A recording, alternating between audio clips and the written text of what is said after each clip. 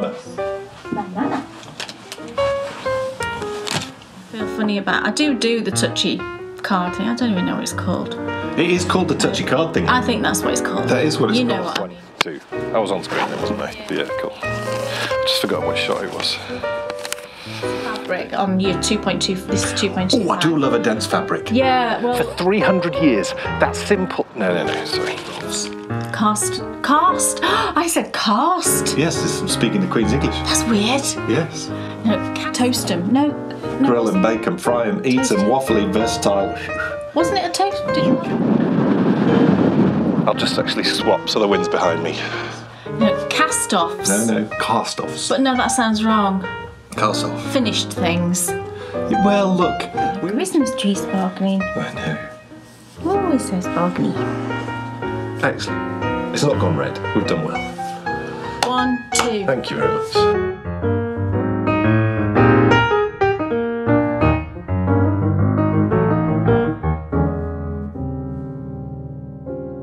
Welcome to the Bakery Bears Festive Special. Oh, yes. Almost Christmas. Well, I love it. It's frosty and cold. There's a very mist. frosty. It's frosty. Frosty? It's Frosty the Snowman. That's cross between fog and frosty. Yeah. That's what we've got today. Yeah, Frosty. Frosty. New word. Yes. Oh, yes. It's Christmassy weather. Oh, yes. It's seasonal weather. And I'm quite happy for it to say this. This, for me, is perfect. It's very cold. We were out yesterday and it was 0, I think, when we were out. Yes. And it felt like 0. I think sometimes when it's below 0, it can sometimes feel less cold than if it's just around 0. I don't know why that is, but... How are you? Are you all ready? Yes. Are you well? 5 days to go. Look, don't be stressed. It's not worth it. No. Enjoy every moment. Yeah. Because what will be, will be. Yes. Won't it? And, we'll all get fed. We will. We'll all get gifts. Yes. We'll all get out to visit relatives if that's It'll what you're doing. It'll be marvellous. And we have just the most Christmassy show ever for you today. We do. Because we've got lots of new cast-ons. Yeah. We've got lots of great cast-offs. We have the most amazing... Look, when we decided we were going to do a New Adventures Christmas special, we needed a story and a half. And my goodness, we've got one of those for you today. Yeah. You don't want to miss this. Oh, no. It's lovely. And let me tell you, it was freezing. It was. That day. It was. Very, very cold indeed. Yes. But look, this show is so packed full. It's like one of those crackers that you pull and it like bursts everywhere. I've never had a cracker like that. Wouldn't that be marvellous? What you're talking about. I've never had a cracker like Wouldn't that. it be marvellous if they were like that? What, if they were actually good? If they weren't like an abject disappointment. Yeah. It's funny, isn't it? Is that the same the world over? You pull a cracker, and even if, a few times I've been, I think at my mum's, I've been at my mum's and she's maybe paid a little bit for some crackers. Right. And it's just like, I remember once actually getting I think it was a silver-plated business card holder. Oh, wow. And there was like a mirror. Because you use those regularly. I know. Gone are those days. Gone are those days. We used to have those in the bank. Yeah. But there was like leather checkbook holders, leather card wallets. Yeah. Those piggy banks were great. And amazing to think that actually we're approaching a time where, with the advent of Apple Pay and Google Pay and checkbooks hardly ever. Well, checkbooks are gone, but also we're racing very fast towards a point where cards won't even be needed. Yeah. And I mean, you do the touchy thing now with card payment, don't you? I still don't feel. I don't. I only do that really if. I never thought I'd consider myself old-fashioned, but no, I still prefer putting my PIN number in. I feel funny about. I do the touchy card thing. I don't even know what it's called. It is called the touchy card thing. I think that's what it's called. That is what it's called. You know what I mean. If you're in, I suppose it's worldwide. I don't know. Of course it will be. Well, he says that. Maybe it's not. What, that always puzzled me. Do you know, like in the film Pretty Woman? Walking down the street. This always puzzled me, right? Yeah. Because he gives her his credit card. Yeah. And off she goes with it. I know. How would you use... And it always puzzled me, because back in that day, you know, you late had to 80s, early 90s? You had to sign, you know, and it had to... And they checked the signature, and it had to be your signature on the card. Please enlighten us. And it had to be you. She obviously had a man's card, because it would have had his name on it. And, you know, we wouldn't have been able to use someone else's card like that. Yeah. Please enlighten us. Just used someone else's credit card. For Julia Roberts to take Richard Gere's card and go shopping? And just go shopping. Legally. Yeah. Was it legal? Was it possible? Was she going to have to forge his signature? I know. Or could you just go off, and was it just swiped? And I bet you that's how it was. And on that note, I think it's time that we got on with this Christmas special, and we found out, Kay Jones, what's on your needles? Well, what is in that lovely bag? Oh, look at my lovely bag. I don't often buy new project bags, mainly because I've got a huge collection, let's say, of lovely project bags. So I just try not to buy them, because I know I shouldn't really be adding to it when I've got plenty. However, I saw this and I just love it so much, and I thought, no, I shouldn't. And I thought, you know what? Yes, I should. I don't often buy project bags, and I just loved it so much that I'm going to buy it. Shouldn't. Yes, I will. So pleased I did. So look at the fabric. Can you see the lady in the woods? She's walking a cute dog. She's got a backpack on. And she's got pink hair. Oh, I like her backpack. I know. There she is again, look. I just love it. And it's a little drawstring. And it's got this kind of... It's the same fabric inside as on the little drawstring thing there. It's like this gorgeous sort of sea green, sea foam green, I would say.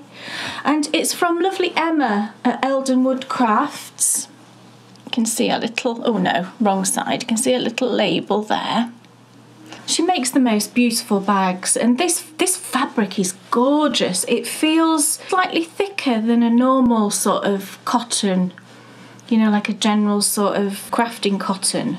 It feels a bit thicker than that, and it's really smooth. It feels like gorgeous quality fabric, and it's just this most perfect sock size. This is my favourite size of bag for socks, whether it's a zipper or whether it's drawstring. This is just the perfect size. So I bought it, and I was going to give it to Dan to wrap up for me for Christmas. And then I thought, no, I'm going to have it. And the reason I wanted it is because I wanted to put something in it, and it's a very special something. Now, I'm going to get Dan to put up a picture of this yarn before I balled it all up. And it was a set that I bought from Pixie Yarn, and it's called Gingerbread Tango. As soon as I got it, literally that day that I got it, and I never do this, I normally hoard yarn, you know what I'm like, but as soon as I got it, I thought, I'm going to knit that straight away, and I balled them all up. So I've got all of these lovely little balls. And when I wind sort of 20 gram minis, I use my Swift, but I hand wind them, because I find if you wind just a 20 gram mini with the ball winder, they don't tend to be very neat and tidy. They sort of fall apart, and I just don't like that very much. So I wind them by hand, just using the Swift. So it's all these gorgeous colours. There's 3 sort of solid tonals and then 2 speckled. So the speckleds are those, look. Gorgeous. And then you've got these 3... Oh, look at that. Aren't they lovely? Beautiful. And I thought, right, I'm going to cast on a pair of socks. I haven't knit very much of this, and I'll tell you why. Look, don't you shame me when you do things like that. Why? That would probably be the second time I showed something if I was showing it. Oh, it's not very much. I'd be, look, I've made loads of progress. I've only done this. So what I'm doing is I'm using this lovely sort of cranberry look colour. It looks plummy. It does look plummy, actually, now I've said that. Plumbers. But I'm using this. Oh, PC Plum. Oh, I loved PC Plum. From Ballamori. Check it out on YouTube. Fabulous. PC Plum was marvellous. Yeah, fabulous. PC Plum children's programme. He's a director now, he directs lots of things, but he's a stage performer, and I just know I would love to see him playing the John Travolta part in Hairspray, because he did. And I think he'd have been marvellous. I think he'd be good too. So I'm using this sort of plummy colour as the cuffs, heels and toes, and then I'm going to stripe the other 4, because I thought that'd just look lovely if I striped those. I've only done this. Not very much so far. And the reason that there's not very much done is because this project is a very special project, and recently we kind of refurbished the dining end of our kitchen diner. During that kind of refurbishment, I managed to sort of carve out a little corner where I can knit, and I've got a lovely chair, and it's just lovely because I spend a lot of time in the kitchen, and usually I'm kind of waiting for things to cook. I think we all do it, don't we? Do you know when you're like cooking tea in the evening and you're just waiting for things to cook, or you're keeping your eye on something, or you've just got to be close by. So I thought, do you know what, I'm going to have some kitchen socks. So these are my kitchen socks, and I'm only working on them when I'm in the kitchen. I just thought that'd be really fun, just to have a project that lives in the kitchen, and I just work on it when I'm in the kitchen. Now, I did say socks, and they probably will be socks, but I might change my mind because, can you remember I knit those wrist warmers? It was just basically a tube. There was no thumb hole or anything. And I've been wearing them a lot when I've been walking lately, and they're great because, you can pull them down over your wrist. Yeah, and I really love those. I've been wearing them a lot when I've been going for my walks, and I think I'll see how I feel about this as I get a bit further, but I might just make them into, the wristers or whatever they're called, without a thumb hole. Because I think, actually, thinking about it, being in the kitchen and doing things, it would be easier if I had something that I can literally just pick up and knit without having to think about the heel flap and turn and all that business. So we'll see how it goes. But I'm really loving them so far, and I think the speckly one is knitting up lovely. Look at that. Really nice. So yeah, these are my kitchen socks. So feel free, everyone, to cast on a pair of kitchen socks if you've got somewhere in your kitchen where you can just sit down for 10 minutes while things are cooking. I've made up a little notions pouch as well that stays in the kitchen. So I've got everything there that I need. And it's actually been quite liberating. Do you know how sometimes you feel a bit stressy, don't you, thinking, I've not knit very much on that, I really should be working on that. But because I've imposed this kind of rule on myself that I can only, that you can't leave the kitchen, and I'm a bit nervy because it's come out of the kitchen to show you, but I'm not working on it, then I don't feel, I can walk away from it and go, that's really nice because I'm not in the kitchen now, so I don't have to work on that. Yeah. And it has. I never thought I'd feel like that. I didn't think this project would. I just thought it would be something that was nice to work on. But actually, it's been really nice mentally as well. Yeah. Because it does, like I say, I just don't feel stressed about it, which is brilliant. I thought having these lovely yarns to work with, this colour. Oh, look at that colour! Isn't that just fabulous? I love that colour. I'd love to know what dye colour that is, actually. Just lovely. I think it's just going to be so nice. I'm thrilled with that project, and like I said, I would love it if some of you out there want to also join me in my kitchen socks. That would be great. Dan James. Yes. What's on your needle? Before I tell you, I must just say, before I forget, because I will, because there's so much going on today, and I don't want to forget to tell you, because our festive Christmas marvellous bumper edition of Knitability is out today. Yes. Oh, yes. There is a lovely article from me. Yes. Talking all about Christmas traditions. The article is called It's the Most Wonderful Time of the Year. Oh, right, okay. Yes. I thought you were going to talk about mine. No. Oh, yes. Also as well, ladies and gentlemen, we have a wonderful article, and I'm going to tell you nothing more than the title. It's called The Joy of Good Plumbing. Make of it what you will. It's Written for us by the lovely Kay Jones. It's a bit random. Yes. I think we should say nothing more. Yeah, that's all I'm going to say. It is a bit random, and feel free to laugh and say this is totally ridiculous. I'll tell you something. But you're writing about this. I laughed when I read the headline and saw my face and Kay's face above the picture, because I put a lovely picture of us walking. The Joy of Good Plumbing. It's not internal plumbing. I only get up 3 times a night now. It's actual plumbing. Whereas in your house. I could talk about the joy of good plumbing. You could, but we won't go into that. We certainly won't. No. So, the latest Knitability is out. The Christmas special. It's the edition we look forward to all year. It's a little bit extended, longer interviews. Also a great article from Jen Di Maria. So don't miss Jen. that. We do She's indeed. lovely. So what is on my needles? I will tell you. It is... I can't believe you've not finished that yet. I'm really close. It's nearly done. Are you at the toe? Yes. But I've got a blocker. I was sort of being pulled in other directions because of the sort of quantity of garment knitting that's been going on. That's just what's... Oh, do they look lovely at this time of year to have that bit of sunshiny sort ofness? These are, of course, the Peter socks. It's the most forgiving sock. He's made so many mistakes in these socks. But do you know what's amazing about that is... You can't wouldn't really tell. Well, you can't tell. Of course you can tell. Aren't they lovely? That, for me, it's the perfect type of project, isn't it? Because we're all human at the end of the day. And also, as well, I want to have a project where it's not a disaster if you make a mistake. So then you don't have to spend a load of time thinking back and fixing stuff. You know, forgiving... Of course, sometimes that's not the type of project we want, isn't it? You know, and we've spoken about this loads before, you know, having the right project at the right time. Yeah. But for sort of bedtime casual knitting, these are perfect. And also, as well, they look great. They do. The yarn's so nice, isn't it? Look. It is. It's really sort of... It's an opal. Yeah. It's Symphony of Dreams. Yes. 9617. Ah, there you go. Let's just double check if I'm right. Double check. Double check. I'm going to check the ticket. Symphony of Dreams. 9617. Come on. Supermarket sweep. I've won, Dale. That was a terrible programme, wasn't it? Oh, it was so bad. And remember, the next time you're in the supermarket and you hear the beep, think of the fun you could be having. Was it actual food or was it empty boxes? Oh, it was empty boxes. Oh, right.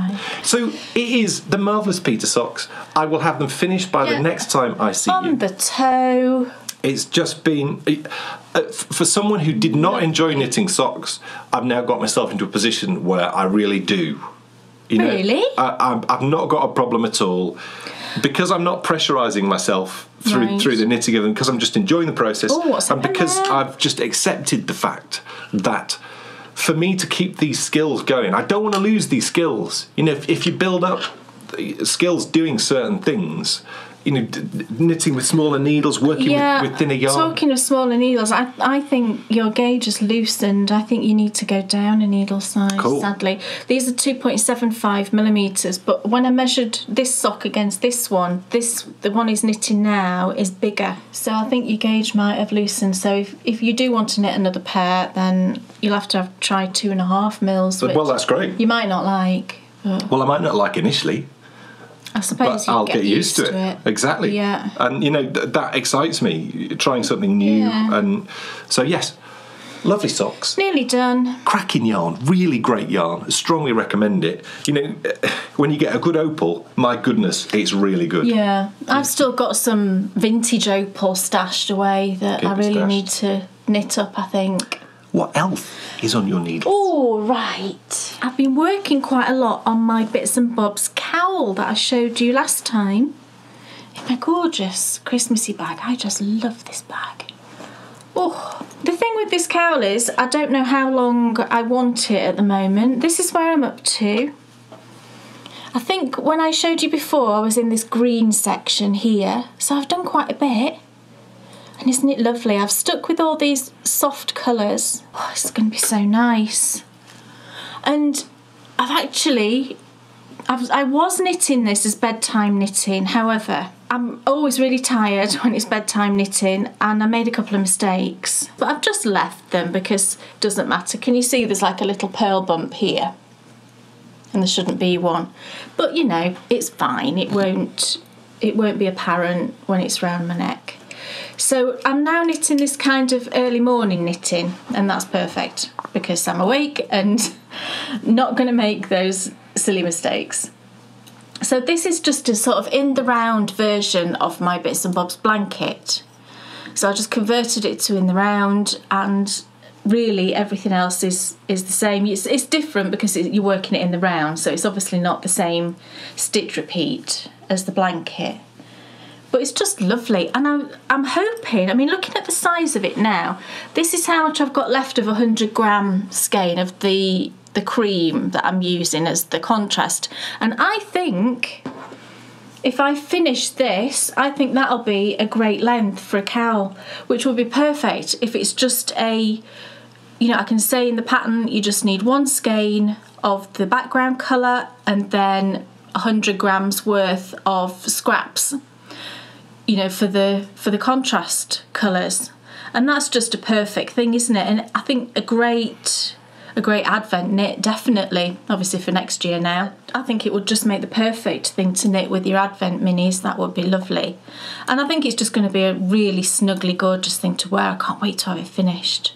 Could have done with it these past few days because it's been so freezing. But I did get my new needle tip. I told you about my needle tip saga, didn't I, last time? But it did arrive, so I swapped it out. And it's fine, because I was really sad about that, because I do really love these needles. They're higher bamboo. I actually had to order it twice, didn't I, because I thought these were 4-inch, because when I measured the tip down to kind of where it joins, it was like 4 and a bit inches or 4.5 inches or something. I thought, well, it's not 5 and it's not 4, so I'll go with 4. It wasn't. The 4-inch one was like this, and it was actually less than 4 inches when I measured it. So I ordered the 5-inch, and that's the right one. But even it doesn't measure 5 inches from where you screw it in to the end of the tip. It's kind of 5 inches from where it joins the cable. So maybe they measure it from there, you know, and they're using a slightly different measurement. So that caused me a bit of confusion, but I sorted it and I've got the right needles now. And I'm knitting it on a 24-inch cable, the higher. But again, I think this might be slightly smaller because the needle tips are not fully 5 inches. I think this might be slightly smaller than... When we measured it, that was 5 inches. Yeah, that's right, yeah. Down to here. So, I mean, if you think about it, that does sort of make logical sense, because people will be used to how long your needles, you know, with DPNs, well, it's obvious, isn't it? How long is your needles? Well, it's that length there. Yeah, so that's it's the right. length of but the I always stiff presumed that, look, I've got some knit picks here. See, I always presumed the length was this. So this, I haven't got anything to measure it right now, but let's measure it against here. So where it joins, look. That's where it joins here. It's what, 1/2 inch taller? So it is shorter than like this one. This is a knit picks. This is higher. So the higher is slightly shorter. Yeah, I suppose the thing is though, what does the cable look like where it joins? Does it have as long? Yeah, it does have as long a bit. Yeah, it does. It does. It looks the same. So clearly, different people adopt different approaches. Yeah. But I'm sure it would be fine. You know, there's plenty of stretch on it, you know, to be fine on just a standard 24-inch. I will test that out just to be sure. But what I did actually with this, when I cast it on a 16-inch hat circular, because the number of stitches, I thought, that looks probably about right for a 16-inch hat circular. But once I got going, once I'd done a few rounds, what happens with this, the fabric of this blanket and cowl, it's got a lot of horizontal stretch. So I realised that I would be able to put it onto this size of a cable. So I'll write all that into the pattern, you know, suggest casting on with the 16-inch and then moving it over to a 24-inch once you've knit a few rounds. And because this works perfectly, you know, your stitches aren't stretched, and it's just a lovely... It's so pleasant to work on this length of needle. I think getting the length of needle right, for me, it's quite a crucial thing with a project, because it can be such a faff, can't it? Yeah. If you've got a lot of cord going on, or if your stitches are stretched and it's not quite long enough, but, you know, it might be that the next size up is too long. And so I think it works perfectly on this. So I'm going to carry on with that, and then... Oh, are you? I am. Lovely. It'll be finished when it's finished. I'm not putting pressure on myself, really, anything this sort of coming year. I'm just going to get things done when they're done and just enjoy them whilst I'm working on them. And it's lovely. I love working on it. It's gorgeous. And, you know, you could, if you wanted, you could use mohair as the second strand. I'm a bit funny with mohair. But I know a lot of people these days are using the Suri alpaca, which I have got a skein of that actually. And it is much softer. For me, it's much softer than the mohair. And I'm funny with alpaca as well, but that is... I could wear the alpaca against my neck. I couldn't wear mohair right against my neck like that. It's okay if it's a looser thing, like a shawl, that's okay. But when it's something that's right up against your neck, I'm a bit funny with mohair. So I'm loving that, and I'm just going to carry on with it. Incredibly lovely knit. So I'm still knitting. Yes, I'm still knitting. The Mon Hiver Bonnet. My winter hat. You've been so focused on your garments, though, haven't you? No. Look, everything fine, is in the rotation. Is always in the rotation. Nothing has been hibernated. I don't believe in hibernating things. Oh no, I believe in either knitting it or not. Really? That's just how I work. I have stuff that sort of hibernates. That's absolutely fine. I think if you had loads of projects on the go, if you know... Which I do. Yes, and that's fine, that's fine. You know, everybody's different. For me, I have like a set... You know I've got a set rotation of bags, and there's always something in them. I get bothered if there's not something in one of the bags.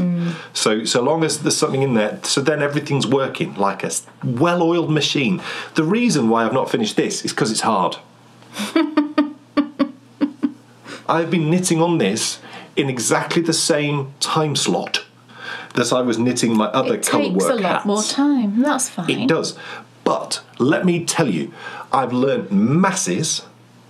It's allowing me to sort of fine-tune my abilities with regards... Because the first fingering weight colour work project I've ever done. It's beautiful. It looks beautiful. And I've improved hugely from down here, where I just wasn't getting the floats right, to up here, where I feel like it's becoming a more... don't get me wrong, it's still got...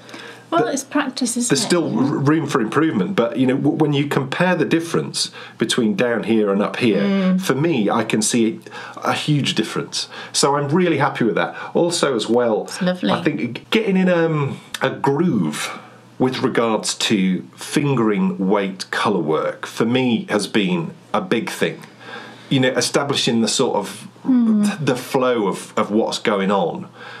And now that I feel like I've gone from maybe feeling like, oh, I can't do this down here, to thinking I can do this, and I'm really enjoying it. The only thing that it's not a frustration at all, because you know the repeat is as long as the repeat, but because it's longer, I really have to concentrate. But I like that. I can't talk to you really when you're knitting that, and if I do, sometimes I know it's a mistake. Why? Because I can tell you're concentrating on it, and then I feel bad that I've spoken to you when you're concentrating. I just forget that you... You've never put me off. Right. I think I'm quite good at that, in the sense of, if I'm concentrating on that, then I'm concentrating on that. It won't pull me out of it and make me make a mistake. But also, I do it in fours, so I can... Oh, like 4 stitches at a time? Yeah. Right, okay. I don't know what you meant. Which means that, you know, every 4 stitches, potentially that does give me the opportunity to come up for a bit of air, which is what you have to do. But I can comfortably sit and knit that whilst watching Downton Abbey, for example. Yeah. You're not that far off. I mean, you've done loads there. How many more rows have you got to do? About 10. Right. That's pretty good. Yeah. And, you know, it's been interesting for me... So pretty. It's been interesting for me... Look at that. Feeling the speed of the repeats and the speed of the rows increase. Because I'm always doing it at the same time. I think that's the other great thing about having a routine. We are a great believer in routine in everything. Because when you have that routine, when you're always doing it at the same time, you can get a much easier gauge on if you're improving in speed. And also, speed's not important, of course. Not speed. No, it's like, The thing is, though, speed's not important, but if your pace is so unbelievably pedestrian, like it was, it starts to become a bit of a bind. You start to feel a bit weighed down by it. You do want a reasonable pace, don't you? So as to flow into that sort of working speed, it's a good feeling, and I feel like I've done that now. And what, you know, when I think about what we were talking about when we started this, because initially you were like, "Oh, don't do that," because that's, you know, And rightly so, you were saying, why bother doing that? Because at the moment, or then, I certainly had no aspirations to knit a fingering weight garment. No. So why bother doing that? Well, because when I get to the colour work on the clay quat, on every other jumper that I knit, I want my colour work skills to be at a higher level than the level that I'm knitting at. So if I can do good quality colour work with fingering weight, then that should make my abilities at whatever weight I'm knitting the jumpers in, because I've still not got a clue. What weight is the jumpers? Which one? They're all the same weight, aren't they? No, you've got full clay quat is worsted weight, isn't it? So worsted and the weight. other one's DK. Right. So when I hit worsted weight colour work, it's going to feel so much easier. But I'll tell you this: I now, thanks to this, aspire to knit a colour work jumper in fingering weight. Oh, wow! I know. Well, that would be amazing. I know. And I'm thinking on my feet, because we are approaching towards the end of the Return to the Centre of the Yoke series. My special garment knit series run for the last 2 years. First time it was Journey to the Centre of the Yoke as I knit the Solia. Second time, Claire Quat, Steeking, happening soon, baby. Oh yes, when we get into the first episode of Return to the Centre of the Yoke in 2020, yes, it's back in January, I will be on the colour work. So I would guess the second or third, and that'll fit perfectly with the 12th episode. I think we'll be steeking it in the 12th episode. That's amazing. Will we? So then what happens next? Well, I've decided. March 2020, right. I'm casting on a fingering weight yoked jumper. Right. So you've got to have finished the clay quat by March. I will have. All right. Because I'm just hitting, I'm hitting... You're on the interest... Yeah, I mean, we're just about to join the sleeves, aren't we? Yeah. And then it's just this bit, yeah. which is the most interesting bit. And I think... Well, it's the bit I've been working up to for the last... I know. So I think generally... 8-9 months. This bit's got to go quicker, hasn't it? And yes, you're decreasing stitches as Absolutely. well, so... Rocking it, baby. Exciting times. So, Mon Hiver Bonnet, excellent, excellent. Lovely yarn. It's marvellous. Perfect for colour work. It is, of course, the Merino Blend 4-ply superwash wool anti-tickle wool with sheep on. Gosh, King Cole. Shade white. Dye 622888. They don't need to know the dye lot, darling. What's on the other ticket? That's cranberry. This is cranberry. Very appropriate. I feel like I wouldn't have this with my turkey, though. When this is finished, I need to go to Norway or something to wear it. Yes. In the snow. Next year. Yeah. It's lovely. If only we weren't terrified of travel. Don't drop my stitches. Ah! They're nowhere near the ends. Oh, she always makes me panic. They were nowhere near the ends. What else is on your needles? Well, the last thing I've got to show you today is actually another pair of socks. And this is a new cast on, and it's some Christmas socks. How exciting. So I put it into one of my oldest Christmas bags. I made this years ago when I first started learning how to sew, but it just made the most perfect bag, and it's lined. I didn't put any interfacing or anything like that, because I do like, when it's a drawstring bag, I quite like the squishiness of it, so just having the outer and the lining for me is absolutely fine. And I even made my own fabric cords with this as well. Gosh, that's dedication, isn't it? But in this lovely bag is some Christmas socks. I just had an urge to cast on some Christmas socks. They're marvellous. They are really nice. I love them. The colourway's great. Yeah. Is it the Merry Christmas, Harry? Yes. Oh, what's happened there? I've got a lot of yarn going on there. Yes, this is a sock set that I bought last year from London House Yarns, and it's the Harry Potter one, and it's Merry Christmas, Harry. And it's based on the scene in the first film book where it's Christmas morning and Ron shouts up to Harry, "Merry Christmas, Harry," and he goes, I've got presents." "Yeah, you've got presents." And it's that whole scene that it's based on. And you actually showed this in an advent calendar video. I did. Because you went through all your Christmassy yarn. Yeah, because I was deciding what I wanted to cast on. Yeah. So this is what I decided on. You get 100 gram skein and then a coordinating mini.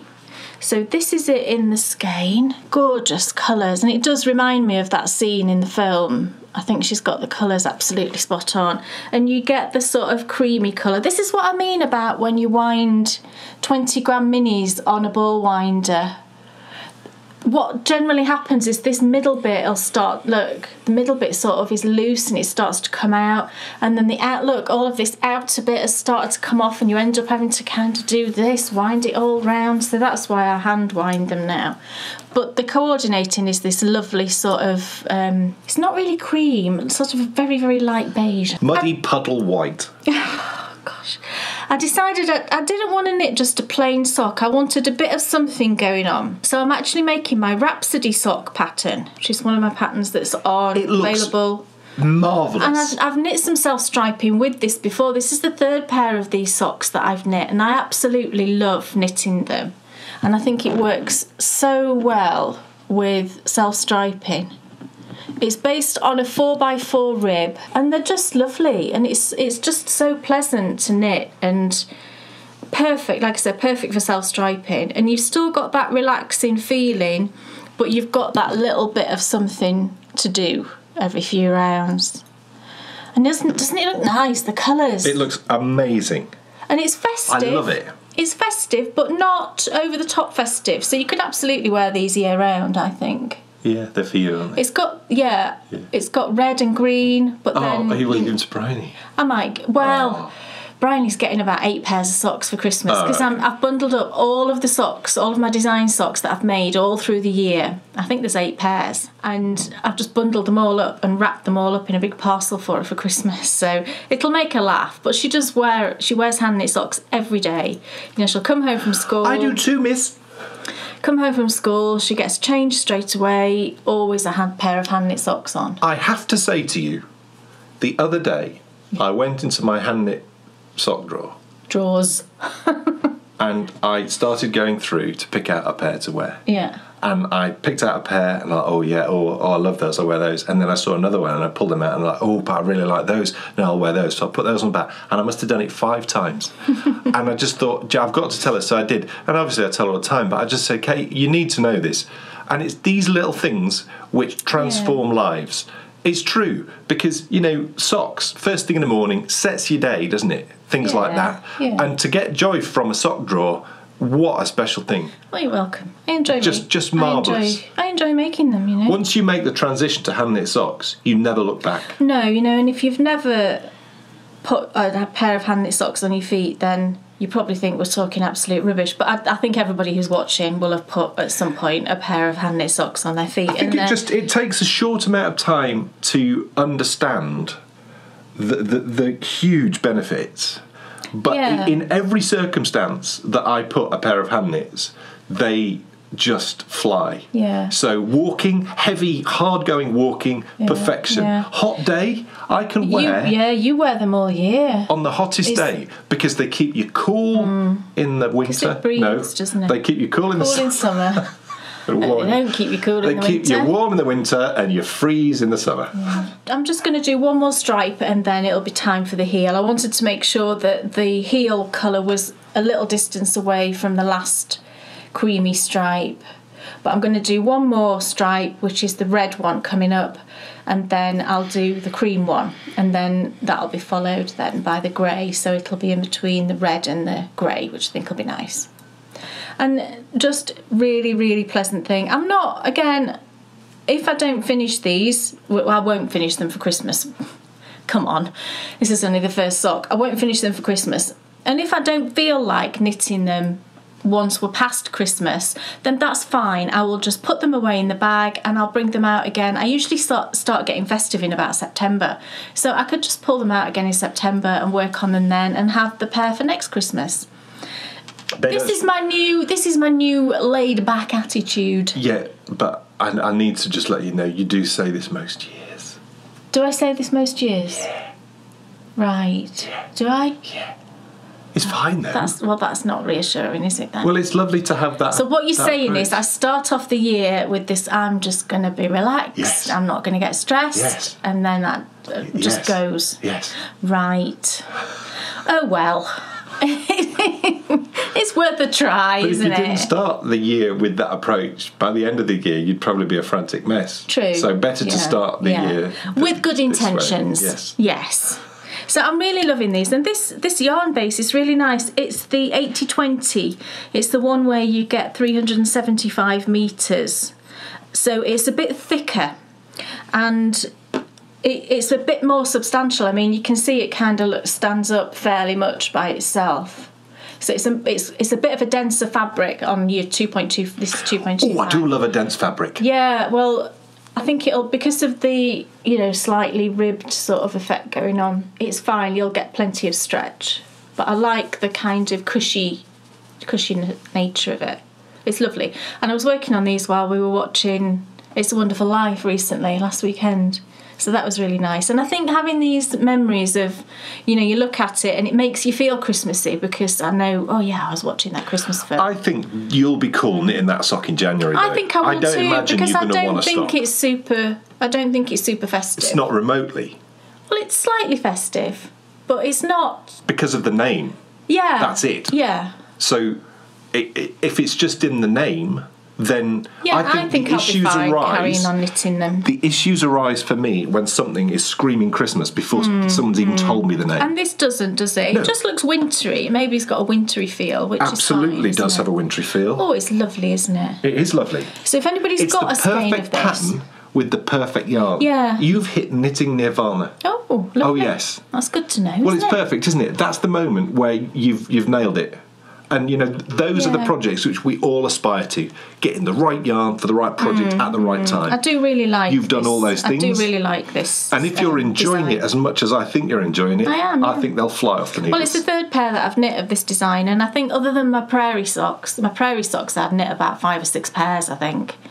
This is the most knit design, just because it's so versatile. It works great with self-striping. You could use mini skeins and it would look fantastic.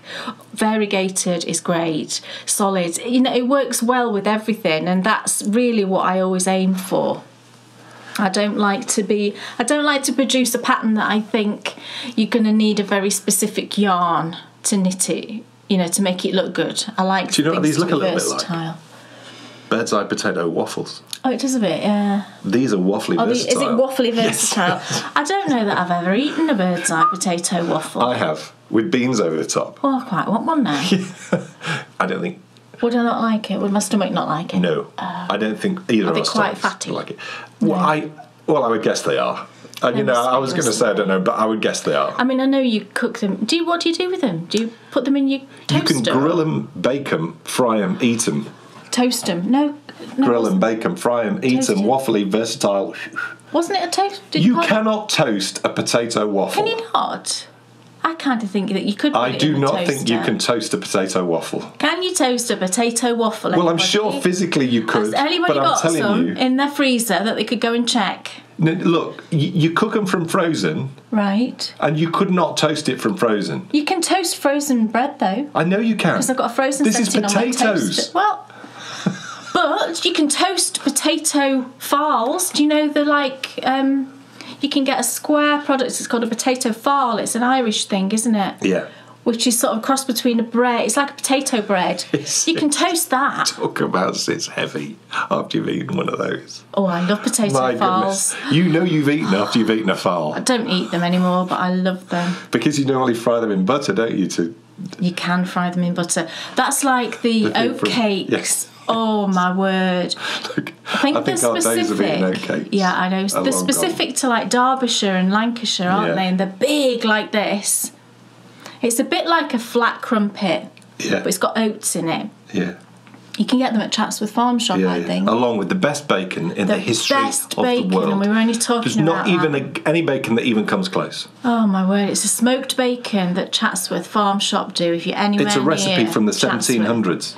It's the most amazing smoked bacon Yeah. you will ever taste. It's so good, you even considered driving the 4 hours it would take I you know. just to buy a packet. Just to buy some, because we haven't been to Chatsworth for a number of years, but I said to you the other day, that's what will get me back. We could just go. Well, we could and then come back again. Well, we could. Then we'd regret it for the next 2 days. It's a 2-hour drive, isn't it? And then we'd eat the bacon and go again. I know. But, Look. Anyway. Stop waffling. We're talking about waffles and bacon now, aren't we? And everybody wants to have that now, don't you, for your breakfast or your lunch? Right. Look. When we decided to do Christmas special New Adventures, we knew the story was going to have to be epic. Not only was it going to have to be epic, it was going to have to be festive. And what better story then for us to tell than Christmas at York Minster?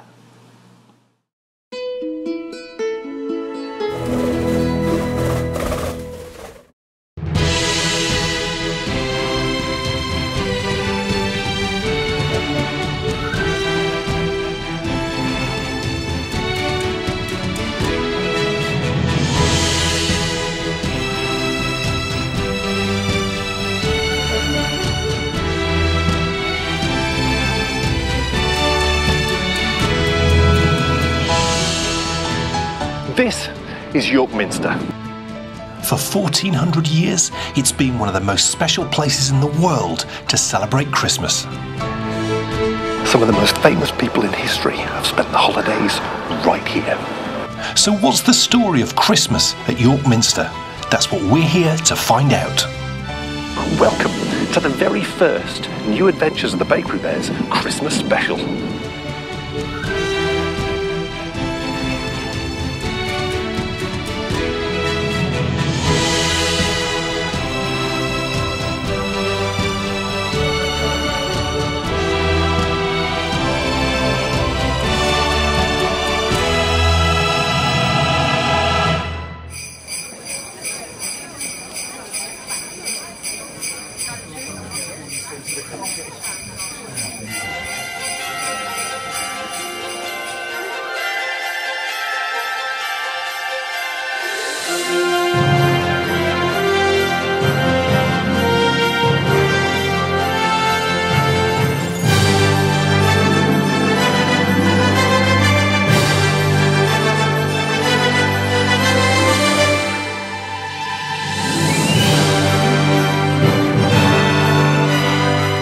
Welcome, everyone, to the historic city of York, and this is, of course, York Minster.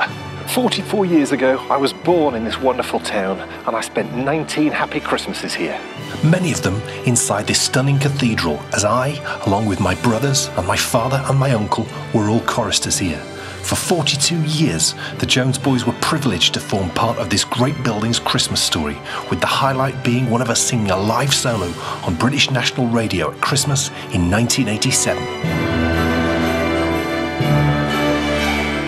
York Minster was completed in 1472, and at 72 metres high and 160 metres long, it's the biggest cathedral in Northern Europe.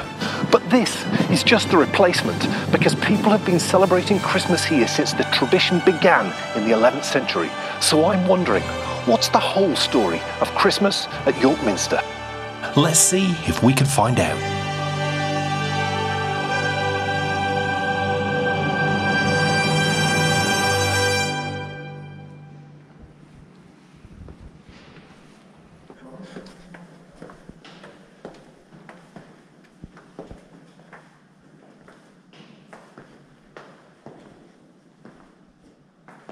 Deep beneath the choir of York Minster lies something very special.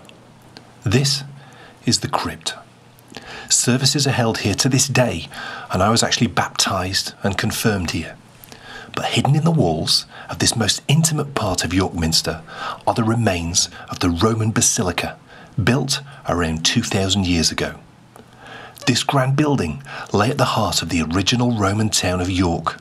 It was the place where the business of running a Roman town was undertaken. Think of it like the Roman version of a town hall.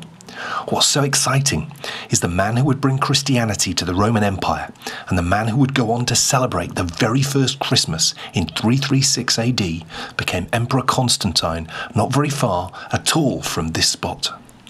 This, though, was of course long before the advent of Christmas as we know it, and as the Romans left and the Dark Ages took hold, the very first church, made of wood, was built on this site. For 300 years, that simple wooden church grew in popularity up until 627 AD, when the first stone building was built here for the baptism of the King of Northumbria. It was built from stone robbed from the abandoned old Roman buildings. But this was still 400 years before the widespread celebration of Christmas began. You see, an argument had been raging for generations on when the birth of Jesus actually was. Finally, it was settled in the late 4th century by Pope Julius I, who decided it would be the 25th of December. This was the perfect date. Julius was in the process of trying to bring Christianity to Europe, and the date he'd chosen meant that this new celebration of Christmas would fall on one of the most popular dates for Scandinavian Europe. That was the celebration of Yule. So everybody was happy, and the seeds for Christmas were planted.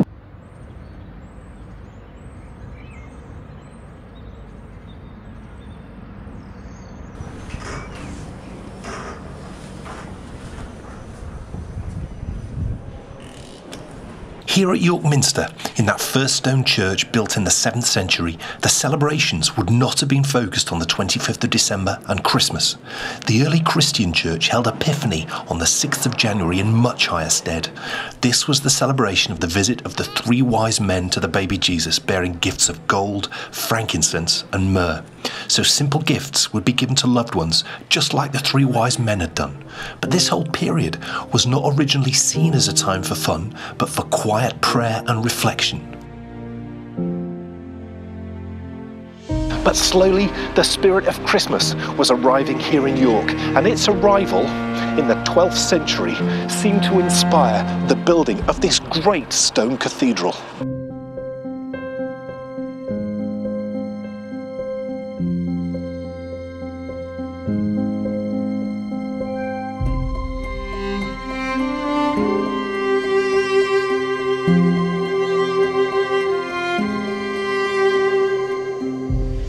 The first buildings to go up were the transepts, this being the most famous, with the rose window above.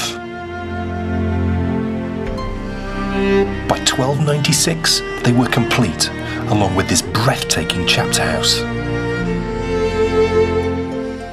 And work had already begun on this vast nave, and whilst it was built on the original Norman floor plan, it would rise quite literally to the heavens.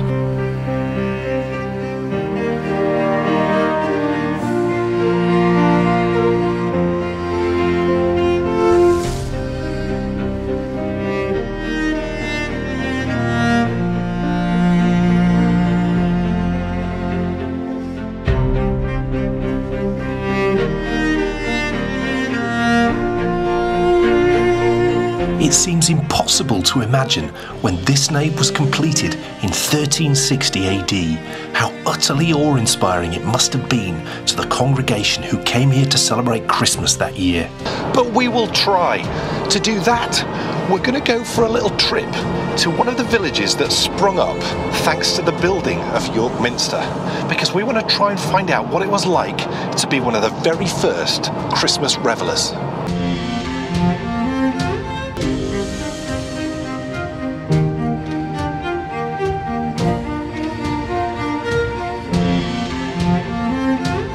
As we learnt at Ripon earlier this series, where great churches were built, towns and villages often followed. And the first people who arrived at York to celebrate Christmas at York Minster, they needed places to live, but they also needed farms for food. And so villages like this sprang up round about the same time that nave was built. This is Askham Bryan. It's an absolutely gorgeous village. And it's unchanged in an awful long time, actually. This is a village I've known for an awful long time, and I've not walked down these streets in probably 25 years. And the houses and the roads and the trees are pretty much all the same. And it was from places like this that the very first Christmas revellers came. And it must have been unbelievably exciting, because Christmas really was a brand new invention for Northern Europe. Back then, houses wouldn't be decorated with trees. Whilst there are some stray references from the later Middle Ages, it wasn't until Queen Victoria and her husband Albert in the 19th century that Christmas trees exploded in popularity. Instead, you decorated with holly, ivy, and lots of candles. Food would have played a huge part of the celebrations, but no one was eating turkey or chocolate. They didn't arrive in Europe from the Americas until the 16th century. The people of Askham-Bryan would have feasted on boar's head served with beef, venison, partridges, ale and wine, but those were the lucky ones. The Christmas spirit might entice the lord of the manor to donate the unwanted parts of his family's Christmas feastings. This was usually the offal, which was known then as the umbles. The meat was made to go further by mixing it with other ingredients and then put into a pie, and so began the eating of umble pie, which led to the expression which many of us use to this day. And after the feast, it was time to make your way here to the Minster for Mass. But I need a rest, so I'm going to find my co-host and somewhere warm so we can have a sit down. My goodness, it's cold. It's so absolutely freezing. You can tell it's winter. I've got fingerless mitts on because I thought that's okay for filming because I've still got my fingers out, but the problem was my fingers were like icicles, literally. They were, you know, like when everything goes tingly and sort of burny. Yeah. Oh, it's not absolutely freezing. It's so far been a very interesting experience for me because we're walking in my footsteps in a way which we've never done before. No, that's true. We've visited York Minster before, but not purposefully like that. I think what has possibly added to this whole experience is the fact that we've obviously been through the process of trying to get hold of the recording. Yes. And of course we're going to find out later on in the show if we were successful. But, you know, the recording of me, you know, when I was 13 years old as a choir boy and going through that process, it starts to open up little doorways into memories which you had just forgotten. What a place to come and visit at Christmas. York has a very... Oh, it's a lovely place to visit at Christmas. It really is. Oh, it's fabulous. And you know, if you can come I feel awfully fortunate to have grown up here. Yeah. And for my early Christmases to have been here. I don't think I ever went to York until I met you, I don't think. The biggest challenges in York, I think, is there is so much you could look at. Yeah. It's honing your... Yeah, you know, you could easily spend a few days there. You could. Yeah. And I think sometimes people tend to, everyone falls into, oh, well, I'm going somewhere for the day. So, okay, well, we'll do the Minster then we'll go on the walls, then we'll go and do the Jorvik Viking Centre.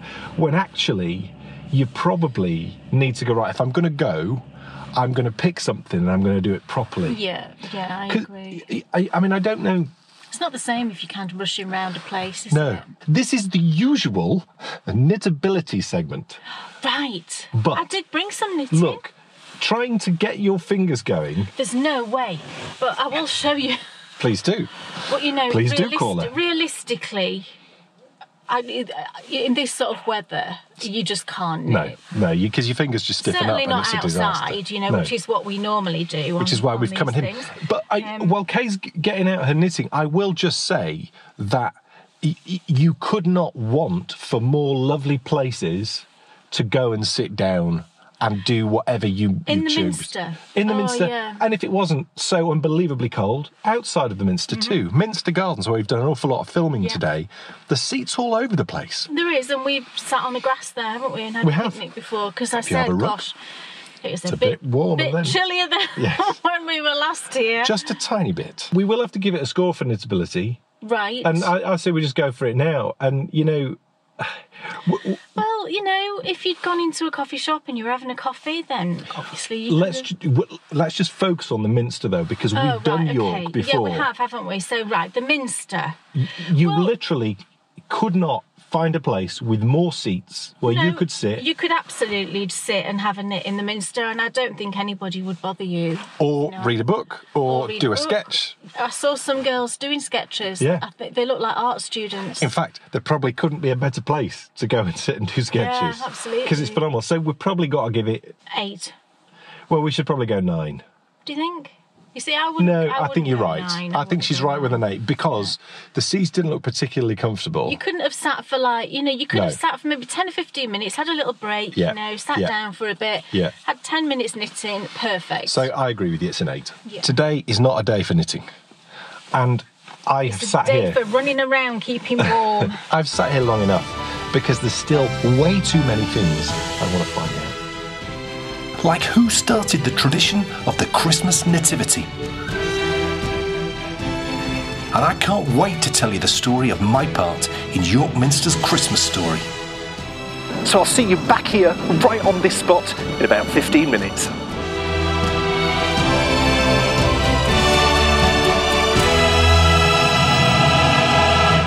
Well, my goodness, I've got to say, it was cold, but it's just such a wonderful story and so unbelievably interesting to sort of get to grips with the fact, because I had no idea about this. But, if you stopped and thought about it, Constantine the Great, lots of people say lots of bad things about him, the man who Christianised the Roman Empire.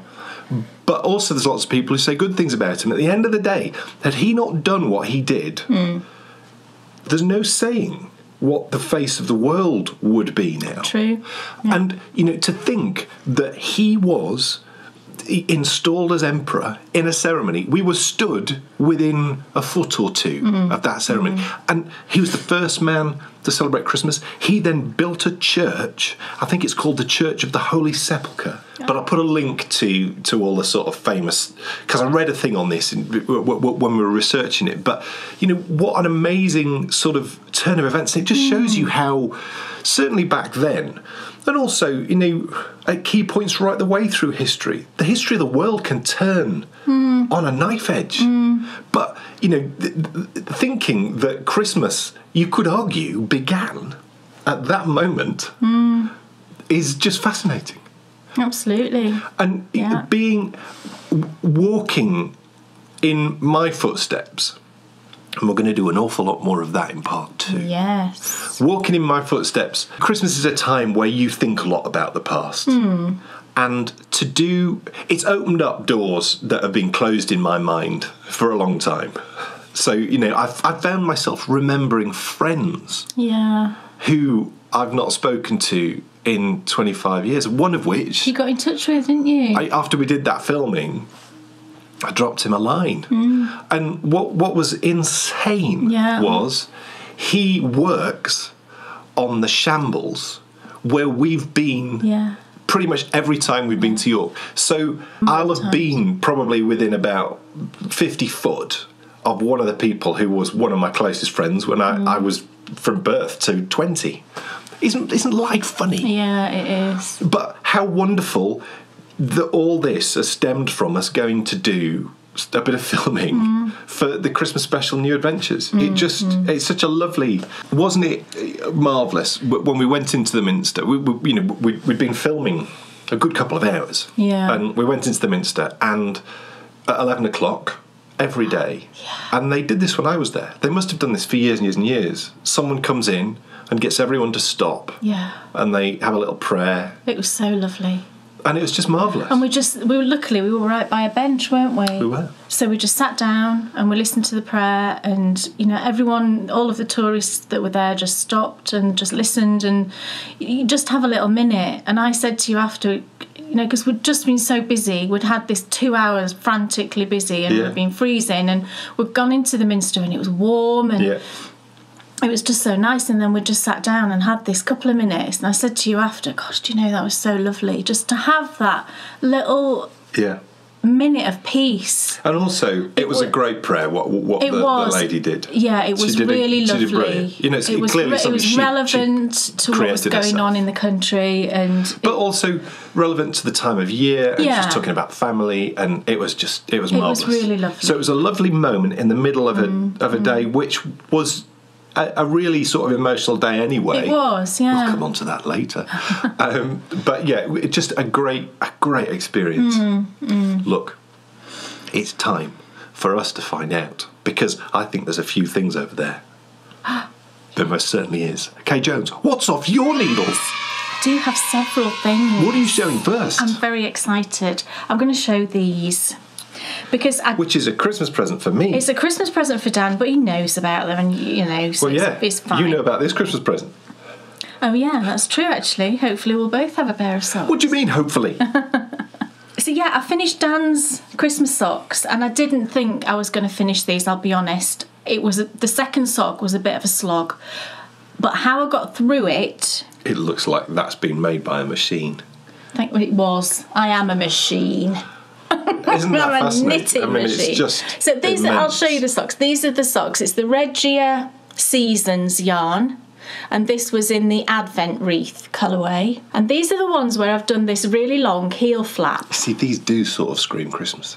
They're very Christmassy, aren't they? I'm not convinced you'd have wanted to knit on those in January. No, I definitely wouldn't. And I've done a 3x1 rib going down the top of the foot. And I think there's something about a ribbed sock that looks more shop bought. Yeah. Just lovely. And I've done this longer heel flap than, I think I did 50 rows. I normally do 36. Yeah, I mean, I'm interested to see how this feels. How it fits. Because let me tell you, I'm sure it'll be lovely, but those socks that you knit me with that amended technique are stupendous. Yeah. They fit like an absolute dream. I mean, let's just see. I mean, it might be that I use a combination of those two techniques. Yeah. But yeah, I really struggled with the second sock because it's a lot of, Dan's socks are a lot of knitting. And because it was ribbed as well, it was just a bit of a, I just didn't want to knit the second one, but I really wanted them finished. So I got through the heel of the second one, and then I thought, right, what I'm going to do is, I'm going to work out when I want these done by, which was the weekend just gone. And I'm going to divide how many rows I've got to do, because I can count them on the last sock, and I'm going to knit that many each day. And it only worked out to be like 10 rounds a day that I had to do to get them finished on the day that I wanted to. And I did that, and I actually finished them a day ahead, because I got to a point of about here, I think, and I just thought, I can do this in a day. It was a Saturday, I think. We've not got anything planned, so I thought, right, I'm just going to finish them, and I did.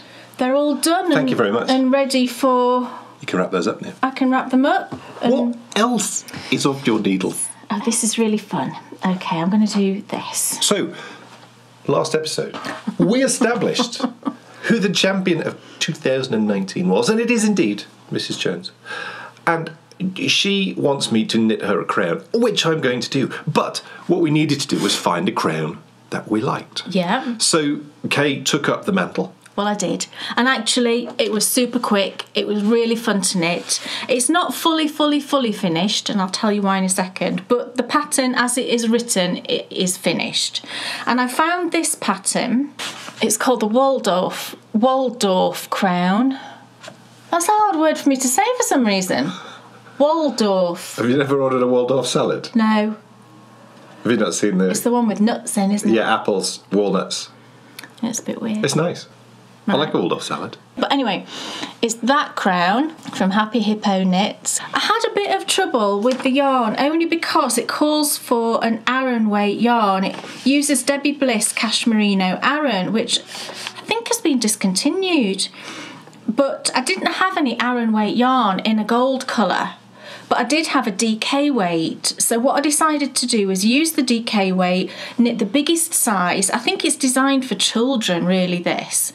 But when I looked on the projects, loads of adults had knit them, for adults. So I thought, right, okay, I'm going to just do the biggest size and see what happens. But actually, I think it'll be fine. So here's the finished crown. It's so cute. Look! Whoa. How sweet is that? And I used some Stylecraft Belissima. Do you know what? I love this yarn. It's 100% acrylic. I know. And it's in the Mellow yellow colourway. And it's a DK weight. But do you know what? The whole time I was knitting with it, it felt like I was knitting with, do you know those balls of merino, like Debbie Bliss? And like Sublime, that have got they've got maybe 8 plies. They're like, this is the actual yarn. Can you see it's really multi-plied and super twisty? the whole time I was knitting with it, I felt like I was knitting with that type of merino yarn. I did not think I was knitting with acrylic at all. I cannot fault it, and it's obviously very, very well priced. So if you fancy, you know, maybe you've got a blanket project in mind and you don't want to spend a lot of money, I would really recommend this yarn. It's absolutely lovely, and it only used a tiny bit. They come in 100-gram balls, and I don't know how much it used. It doesn't feel much, probably about 20 grams. But what I'm going to do is I've ordered some sew-on jewels, and I'm going to sew them in these gaps. They're like teardrop shaped jewels, and they're all different colours. So I'm going to sew one in each of the gaps so that it's a jewelled crown. Cool. Shall I pop it on? Oh my goodness, it's so cute. Look at my crown. And I said to Dan, look how sweet, look how cute I am in the crown. And imagine it with some jewels on. Perfect. But I think what I'm going to do is, do you know in Crackers you get those really rubbish paper hats, don't you? And they never fit your head and they never fit Bryonys' head properly because their heads are a bit bigger. I said, do you know what I should do? I should make a special cracker, because you can do that, can't you? And pop this inside it, so when she pulls the cracker, she gets a real crown. I know. I think in reality the cracker would have to be massive, and I probably won't be able to do that. But that in my head, that's what I'd like to do. Well, don't worry about that. Just give it to her after she's pulled the cracker. Yeah, maybe so. Yeah. Maybe I'll just have it wrapped up. Let's not make extra work. And say, look, I know how these paper hats never fit you, and she's always really sad that they never fit her properly. I'm going to say, so I've made you one. And how lovely will that be? She'll just be so thrilled. She will wear it all the time. She won't take it off. I know what she'll be like. She'll have it on the whole time with her Harry Potter glasses. Oh, my word. We bought her some Harry Potter glasses for her birthday, just fake ones. She never takes them off. And now when she takes them off to go to school, she looks a bit weird because I'm just so used to seeing her. What else? Right. Is up your needle. So that's that lovely thing. I've finished Bryonys' crocheted blanket. Oh, my goodness. It's finished. I've washed it, I've blocked it. It smells lovely. You know, normally I wouldn't wash something like this, but it's been on the go for over a year. It's been lugged around to holiday houses and all sorts. It was pretty loppy. It was not loppy. Well, it smelled a bit. It didn't. It didn't smell, but it now smells lovely. Does it? Yes. I'll tell you if it does or not. That smells of wool. It just smells of wool. Yeah, it's lovely. A clean sort of wool smell. I like that smell. So it's finished and I've bordered it. Now, how are we going to do this? I wonder if sheep smell like that. I don't think sheep will smell like nice. I'm sorry to sheep, but I think they will probably smell a little bit less pleasant than that. So it's finished, and look, it's all bordered. I'm not sure how we can show it. I'll show you the whole thing and then I'll show you what I did with the border. But it's this long, look, it's a great size. It weighed, the whole thing weighed something like 620 grams, I think, 621 grams, something like that. So there's over 6 skeins of fingering weight yarn in it. And it blocked really nicely, actually. It just looks so even and pretty. But what I did for the border, if I just hold you up a little bit here, I did 3 rounds of granny, the granny clusters. And then to finish, all I did, there is kind of a wrong side and a right side to the very edge. I'm looking at, I'm trying to see. Stop it, you look weird.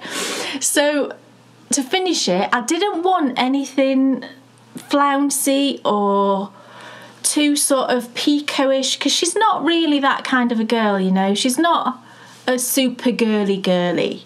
I wanted just something, you know what I mean. That sounds like the name of a girl band. It does, yeah. Super girly. Yes. I wanted something just neat and sleek. That's kind of what I wanted. So I did 3 rounds of granny clusters. That's one of my hairs that I've crocheted in. And then I just finished it by doing double crochets all the way around. And I think that just evened everything up. and it just looks neat and tidy. It's beautiful. And finished. It looks finished. It looks beautiful. And it's amazing what adding a little border to something does, because it does transform it, I think. Yeah. Into what, you know, if I showed, look, you can see it most on the rainbow section there. It's just lovely. For me, it's like the difference between a picture that's been painted and on a table and a picture that's been framed and on the wall. Absolutely. I couldn't believe how much yarn this border took. I haven't got the leftovers, but I used... Good link. I haven't. I put it somewhere else. I used a full skein that I'd got wound up. It was one of Deb's yarns, Fondant Fibre, and it was Dashing Darcy that she dyed up a couple of years ago when we did a little collaboration. And it was just like a grey with little specks with a bit of red in it as well.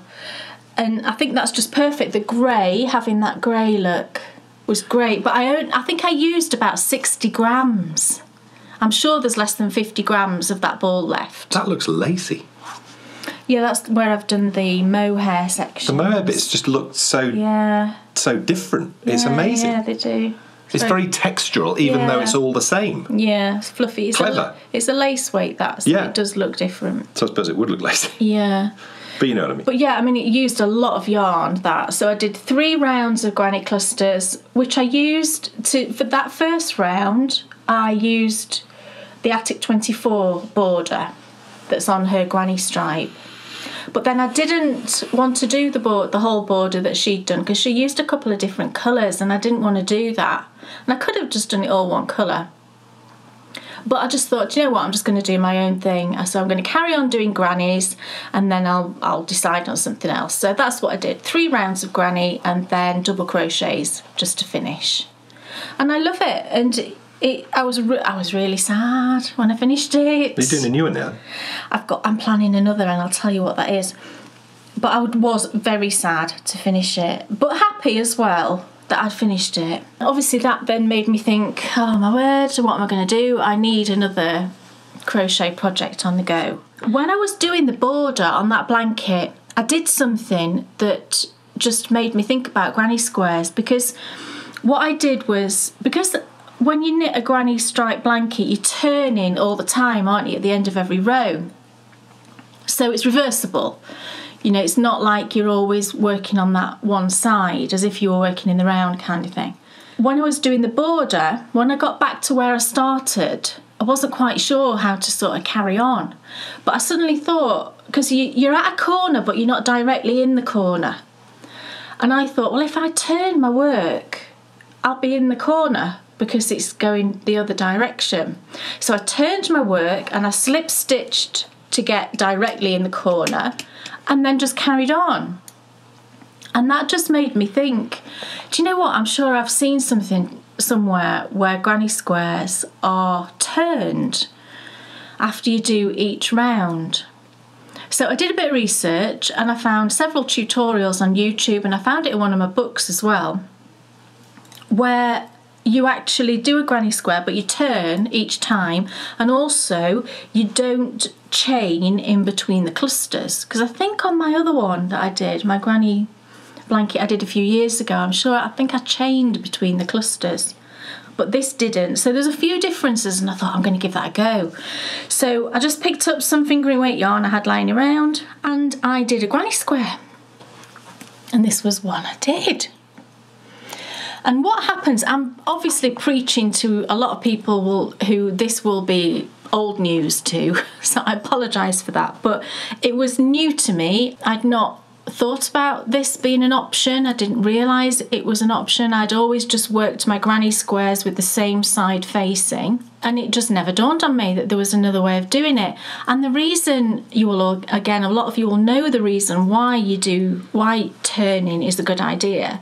It's because when you do a granny square always from the same side, it skews, it causes it to distort a little bit. And looking at my granny blanket I've done before, you can see that in the squares, that they do twist a little bit. But by turning each time you do a round, that evens it all out and it stops it from skewing, and you get the most perfectly square, and this hasn't been blocked, and it's the most perfectly square that's completely reversible. Well, I absolutely loved it. And it made me, because you're not putting any chains in between those clusters, it's just like working the granny blanket. It feels like that to me. So then I thought that this is what I'm going to do with my Sherry Iris minis. Do you know all my beautiful Sherry Iris minis that I've been talking about? This is what I'm going to do with it. I'm going to make loads of granny squares. You know, I'll join them. I'll do a contrast round and join them as you go kind of thing. But the actual mini skeins, this is what I'm going to do. This is 10 rounds. I actually did another 2 because I'm not starting the Sherry Iris one until Christmas Day. It's my special treat, so I'm holding off to cast it on. But I loved doing this square so much that I did another 2, just for no reason whatsoever. But then after I'd done the second one, I thought, oh, hang on, these are both my yarns. Have I got any more of my yarn left that I can do another one with? And I did find a bit, but I've got very little of my own hand-dyed left. So I did the blue one first, and then I did this lovely square, which is like pink, gold and blue. And then this morning I did this lovely square, which is figgy pudding, which is very relevant, isn't it? And they are just, I just want to just do these all the time. So I'm going to do a tutorial, a Patreon tutorial for this square in the new year. Like I said, it's not my invention by any means. You know, I've like I said, I've seen it in several places. I just think if I didn't know about this method, then other people might not know about this method, and it just might be useful to do. And I just love it. So I think what I will do is every time I find a random bit of my own hand-dyed, then I can just add to this pile and make it into something in the future. But I used a 3mm hook, which is my absolute favourite for crocheting fingering weight, 10 rounds, and it used 12 grams. So that also excited me, because I think with the 20 gram mini, I'm going to have leftovers to do something else with. Oh, that's just so thrilling. So this is one of the mini sets, and I'll tell you the reason I'm showing you this one specifically. This is one of the sets that I've been talking about, and this one is July. It was a Wildflowers minis. Now I didn't have July. I started collecting these in June and I missed July, and then I've got every one since then. But a lovely friend saw that I didn't have July, and she had July and she wanted to send it to me. And you know, this is someone that is going through something really hard at the moment, and I'm just gonna have to not get emotional talking about it, but it was just really kind. It was just really kind and really lovely. So anyway, I'm going to move on. Now, we are in the middle of the Bakery Bears Advent Calendar. Well, yes. That's a fib. We're sort of 3/4 of the way through. But one of the key things that's been going on this year, in a change to every year that's come before, is there's been a mystery knit-along going on. There has. Every other day, there's been a brand new clue and a bit of a pattern, and a bit of a chat with cakes and cheese and yarn and all music, sorts. Books, music, which you may well recognise in the second part of the new Adventures of the Bakery Bears. Shh. But you are so close to finishing. You're on the toe, aren't you, today? No, today, in today's video, is the last section of pattern on the foot. The only thing that's left now for the 22nd is the toe, and then on Christmas Eve you will get the completed pattern as a PDF. You've been getting the little sections, as you know, if you've been knitting along. So because today is the last day of the sort of design bit, and then all you've got is the toe after that, I just thought it might be nice to show the finished socks. So if you're a patron and you're watching and you don't quite want to see the completed sock yet, then just skip forward. What you can do is, if you look in the show notes below, it tells you when the next part of the new adventures begins. So it'll be Christmas at York Minster Part 2, and there'll be a time in it. Just skip to that time. Just skip to that time. And then you won't see anything. Spoiler alert. Yeah, but all that you're going to see that you haven't seen already, if you've watched up to today's video, which is the 20th of December, then the only thing that you won't have seen is the toe. And, you know, we've all seen toes on socks, haven't we? So that's not a great surprise. So I thought, let's just show them. Because and this is the first... Neil, two things. First of all, everyone who is a patron of the Bakery Bears on the 24th of December, along with our Christmas message from around the Christmas tree, will get as a gift from us the very first Platinum pattern of 2020. And this is it. Oh, yes. Normally the Platinum collection is only available to Gold and Platinum patrons, but... Christmas gift time, and we want you to see it. Yes. Before you get to open it. So these are the finished socks, and they are the Yuletide socks. And as Dan said, I've been doing it as a little mystery knit along. So every other day, within the Advent video, you will get the little section that's a little download that you can look at, and then also I did a video just showing you each of the sections as well. So these are the Yuletide socks. So as you can see, they're in these sections.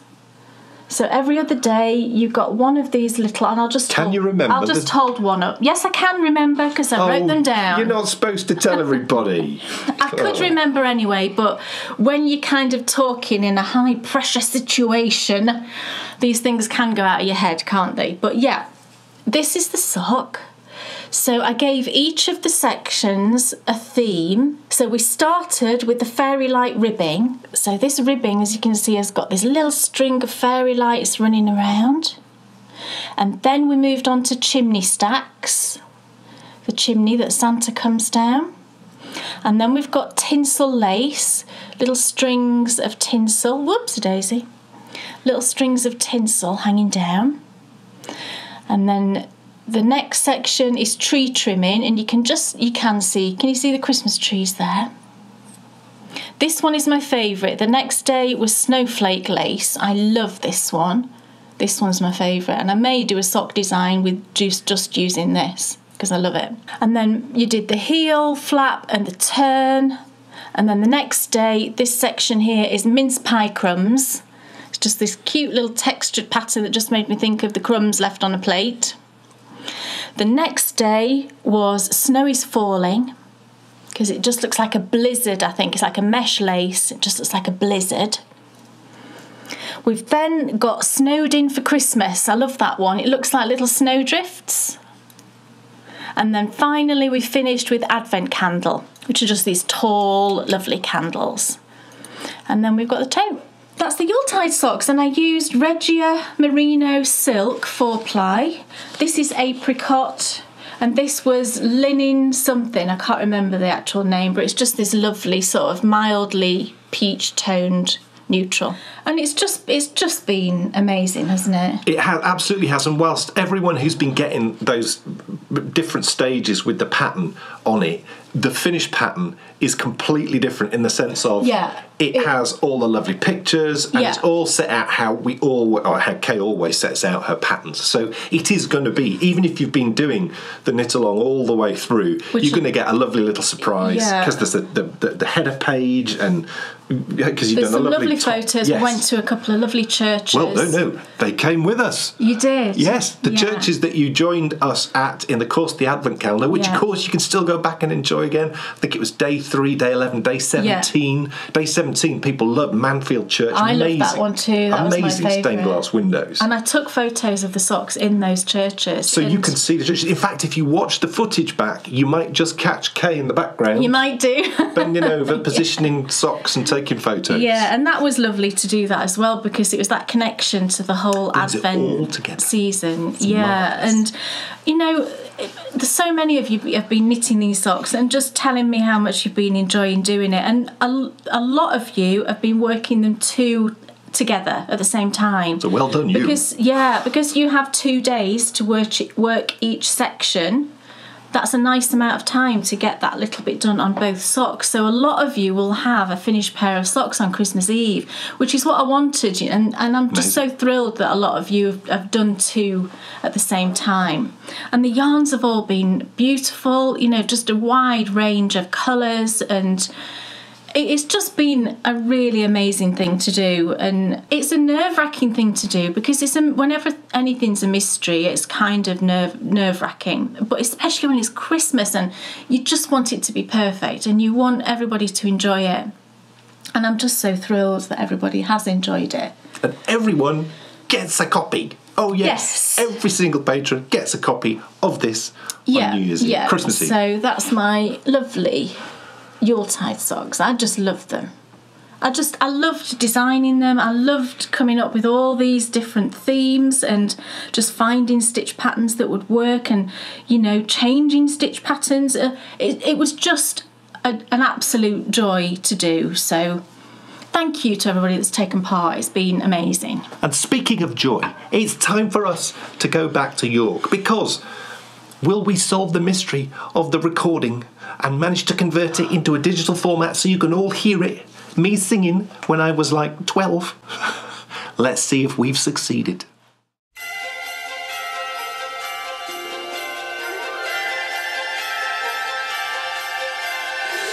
Welcome back to our New Adventures Christmas special. Now, we all love a bit of caroling, don't we? And at Christmas, on Christmas Day, I used to go caroling with all my chorister friends after evensong at the end of Christmas Day. It was the perfect way to finish off the day. But did you ever wonder how the tradition of caroling began?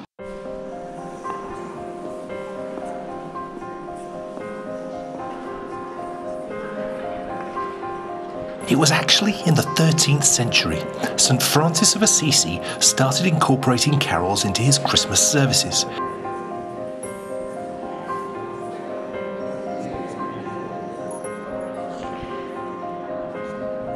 The energetic, joyful carols put a smile on the face of his congregation, as they were in sharp contrast to the more sombre music usually heard in medieval church services. Now, the tradition of carol singing quickly spread across the Western world, but the problem was people got too excited. Instead of staying in their church pews, they would stand in a circle and dance while singing their carols. So for 200 years, carols were banned inside the church and instead took place outside. And this is where we used to go caroling.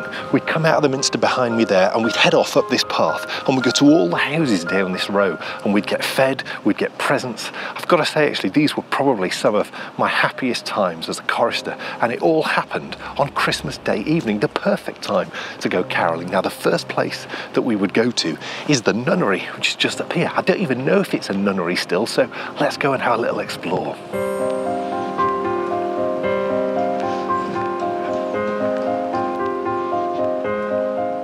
Caroling was so popular because it picked up on the Anglo-Saxon tradition of wassailing.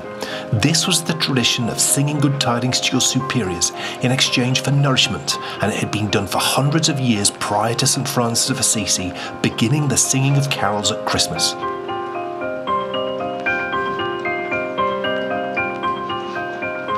Thankfully, the Christian church quickly realised what it was missing, and by 1400 the carols were back on the menu and the ban was over. But the tradition of carol singing outside lives on, largely thanks to St. Francis. And that's not all we have to thank him for.